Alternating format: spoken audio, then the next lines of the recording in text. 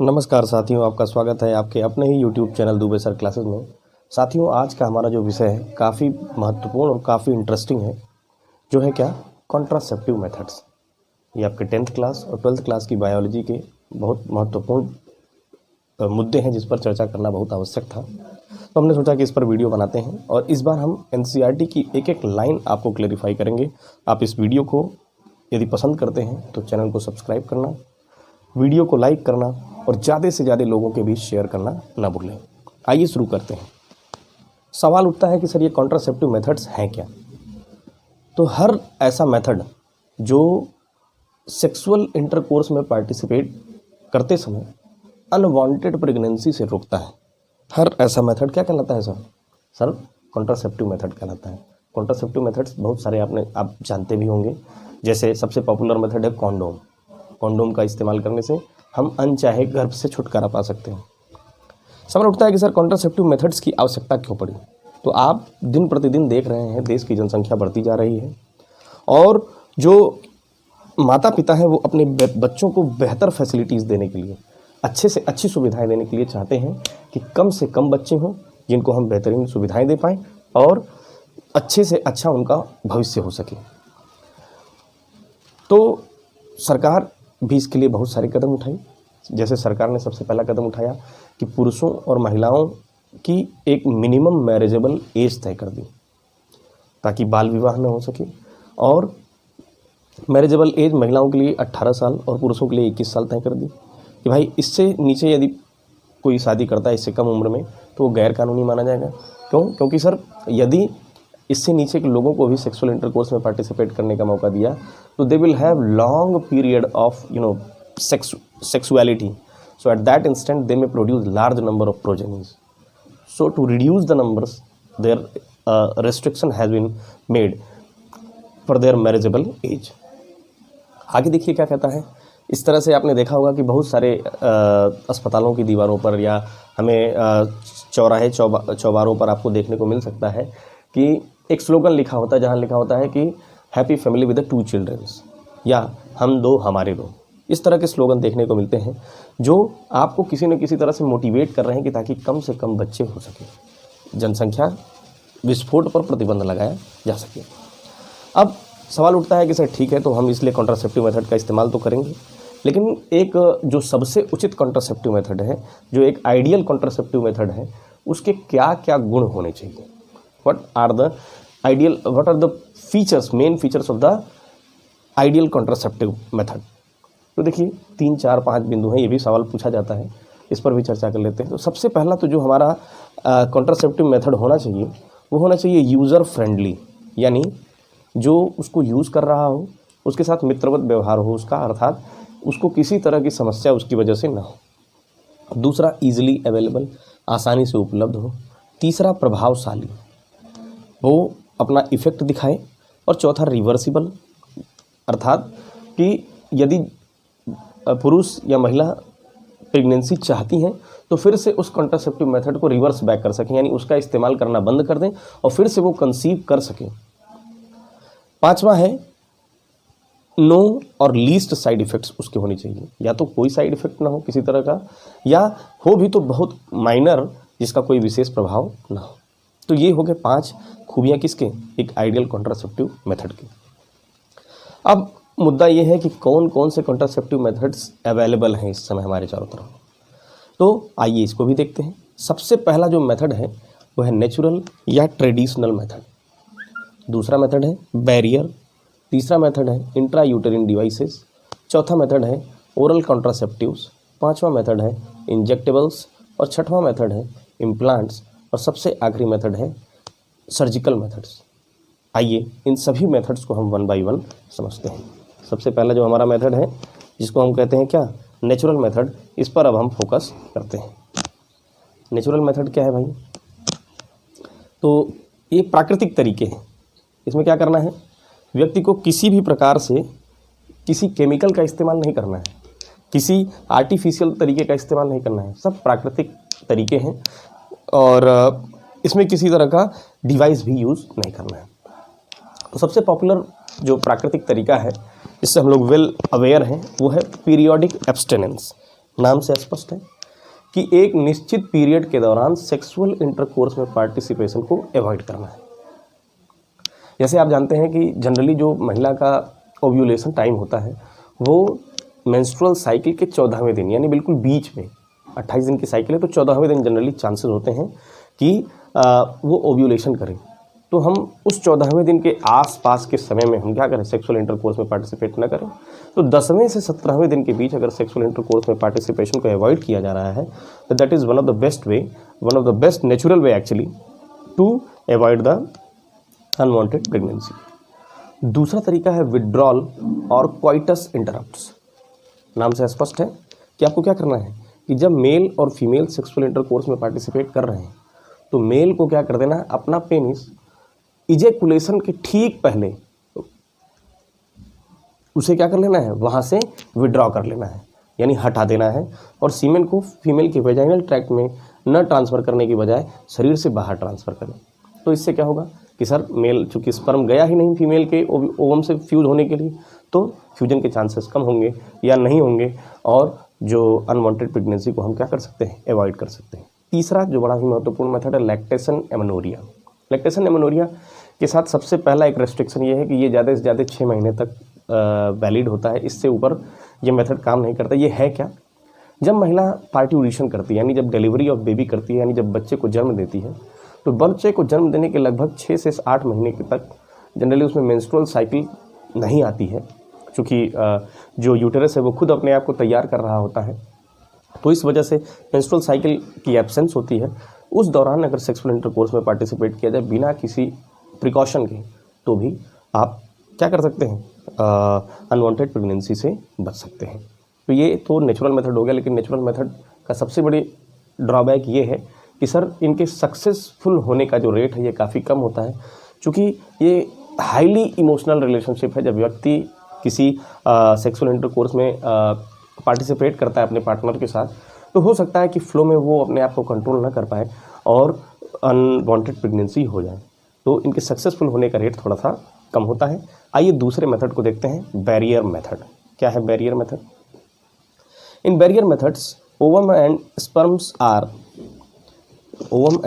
Are prevented from physically meeting with the help of barriers. अर्थात किसी भी तरह से ओवम और स्पर्म की फिजिकल मीटिंग को हमको क्या करना है, रोकना है। तो यदि किसी बाधा का इस्तेमाल कर देंगे तो ओवम और स्पर्म एक दूसरे से फ्यूज़ नहीं कर पाएंगे, और नहीं करेंगे तो निश्चित तौर पे क्या होगा, इस तरह के फ्यूजन से बचेंगे और कहीं ना कहीं ये एक तरह का बेहतर कॉन्ट्रासेप्शन मेथड होगा। तो बैरियर तो पॉपुलर आप देख पा रहे होंगे डायग्राम में भी, यहाँ पे बना हुआ है डायग्राम। मेल्स के लिए कॉन्डोम, फीमेल्स के लिए फेमिडम का इस्तेमाल किया जाता है। ये दोनों क्या है सर, ये रबर से बनी हुई शीट है जो जनरली मेल इस्तेमाल करता है अपने पेनिस के ऊपर। फीमेल भी अपने वेजाइनल ट्रैक्ट में इसको इंसर्ट कर लेती है, जिससे क्या होता है कि ये ओवम और स्पर्म की मुलाकात नहीं होती है और फ्यूजन को अवॉइड किया जाता है। तो सबसे पॉपुलर जो मेथड है बैरियर मेथड, कॉन्डोम है और ये रबर की शीट है। उसके अलावा फेमिडम है, डायाफ्राम, सर्वाइकल कैप और वॉल्ट्स, ये 3 जो हैं ये भी फीमेल के द्वारा इस्तेमाल किए जाने वाले बैरियर्स हैं, जो जनरली रबर या प्लास्टिक से बने हुए होते हैं। और ये भी मीटिंग को क्या करते हैं, अवॉइड करते हैं। फीमेल इसको अपने वेजाइनल ट्रैक्ट में इंसर्ट कर लेती है और ये नेचर में कैसे होते हैं, रिवर्सिबल होते हैं। नेचर में जो इनका जो व्यवस्था है वो रीयूजेबल होते हैं। रीयूजेबल का क्या मतलब है कि इनको हम एक बार इस्तेमाल करने के बाद फिर से इस्तेमाल कर सकते हैं, जैसा कि जनरली कॉन्डोम के साथ नहीं है। कॉन्डोम क्या है, वन टाइम यूज़ टाइप का मटेरियल है जो एक बार यूज़ करने के बाद जनरली थ्रो आउट कर दिया जाता है। इसके अलावा भी कुछ मेथड्स अवेलेबल हैं जो बैरियर का काम करते हैं। स्पर्मिसाइडल क्रीम्स, नाम से स्पष्ट है कि क्या करेंगे सर, स्पर्म को किल कर देंगे। ऐसे क्रीम जो फीमेल अपने वेजाइनल ट्रैक्ट पे इस्तेमाल कर लेती है, तो जब सेक्सुअल इंटरकोर्स में पार्टिसिपेट करेगी, पेनाइल इंसर्शन होगा वेजाइनल ट्रैक्ट में, तो उस दौरान क्या होता है कि सर पेनिस जो भी सीमेन रिलीज़ करता है उसमें जो भी स्पर्म होते हैं वो किल कर दिए जाते हैं। या कुछ ऐसी जेलीज़ का भी फीमेल्स इस्तेमाल करती हैं, जिससे क्या होता है कि कॉन्ट्रासेप्टिव एफिशिएंसी बढ़ जाती है। आइए तीसरा बड़ा ही महत्वपूर्ण मेथड पढ़ते हैं कॉन्ट्रासेप्शन का, जो कि है क्या सर, इंट्रा यूटेरिन डिवाइसेस। नाम से स्पष्ट है कि ऐसे डिवाइसेस जिनको हम कहाँ इस्तेमाल करेंगे, यूटेरस के अंदर इंसर्ट कर देंगे। अब ये इंसर्शन किसी जनरल व्यक्ति के द्वारा या मेल या फीमेल नॉर्मल जो पार्टिसिपेट करने जा रहे हैं उनके द्वारा पॉसिबल तो है नहीं, तो इसके लिए एक्सपीरियंस डॉक्टर या एक्सपीरियंस नर्स का इस्तेमाल होता है और उन्हीं के माध्यम से इनका इंसर्शन करवाना चाहिए। अदरवाइज़ बहुत सारे इसके साइड इफ़ेक्ट्स हो सकते हैं या ऐसा हो सकता है कि कुछ ऐसी समस्या पैदा हो जाए जिसका समाधान मुश्किल हो। आइए देखते हैं क्या है ये इंट्रायूटेरिन डिवाइसेस। इंट्रायूटेरिन डिवाइसेस को 3 कैटेगरी में बांट दिया गया। सबसे पहला कैटेगरी जो रखा गया वो है नॉन मेडिकेटेड, आप देख पा रहे होंगे नॉन मेडिकेटेड। दूसरा जो कैटेगरी है वो है क्या, कॉपर रिलीजिंग। और तीसरा जो कैटेगरी है वो है क्या कि सर हार्मोन रिलीजिंग। तीनों के बारे में पूछा जाता है, बहुत महत्वपूर्ण ये टॉपिक है। तो सबसे पहला जो नॉन मेडिकेटेड है, नाम से स्पष्ट है कि ये किसी तरह का मेडिसिन नहीं रिलीज़ करेगा, किसी तरह का केमिकल रिलीज़ नहीं करेगा, फिर भी ये स्पर्म को मार देगा या स्पर्म को सप्रेस कर देगा कि वो फीमेल के ओवम तक न पहुंच पाए। तो इसका एक बहुत पॉपुलर एग्जांपल है वो क्या, आपका लिपस लूप। दूसरा है मेडिकेटेड या कॉपर रिलीजिंग। तो कॉपर रिलीजिंग भी बहुत पॉपुलर है, आपने सुना भी होगा कॉपर टी, कॉपर 7 और मल्टी लोड 375। ये तीनों क्या है सर, ये कॉपर रिलीजिंग है। आपको मैं डायग्राम भी दिखा देता हूँ कॉपर टी का। ये आप देख पा रहे होंगे कॉपर टी का डायग्राम। तो आप देख पा रहे होंगे इस डायग्राम में ये टी शेप का स्ट्रक्चर है और इधर अगर आप डायग्राम में देखें तो ये फीमेल का फैलोपियन ट्यूब है। तो ये जो टी शेप का स्ट्रक्चर था इसको इसी फैलोपियन ट्यूब में इंसर्ट कर देंगे। यहाँ ये टी शेप का होगा, जो एक इसका आर्म इधर और दूसरा आर्म इधर जाता है। इसकी वजह से ये जो फैलोपियन ट्यूब है वो ब्लॉक हो जाता है। तो महिला जो ओवम रिलीज़ करेगी वो पास ऑन हो करके यहाँ नहीं आ पाएगा और मेल जो स्पर्म रिलीज़ करेगा वो पास ऑन हो करके इस फैलोपियन ट्यूब में नहीं पहुँच पाएगा। तो जब तक यहाँ पहुँचेगा नहीं तब तक फर्टिलाइजेशन होगा नहीं, क्योंकि यही एक जोन है जहाँ पर फर्टिलाइजेशन होता है। तो इस जोन को हमने क्या कर दिया, बैरिकेटेड कर दिया, प्रोहिबिटेड कर दिया, और जिसकी वजह से क्या होता है, स्पर्म और ओवम का फ्यूज़न नहीं होता है। तो कॉपर टी के बारे में जानना आपको ज़रूरी था। साथ ही साथ ये जो आप देख पा रहे होंगे कॉपर टी में कुछ वायर जैसा, कुछ पतले पतले तार जैसा निकला हुआ है।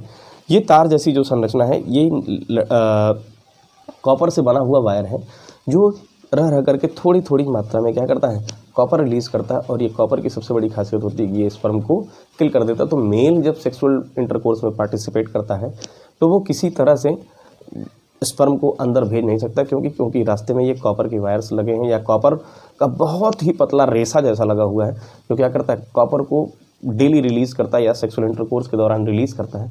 इससे स्पर्म को किल किया जा सकता है और अनवांटेड प्रेगनेंसी से बचा जा सकता है।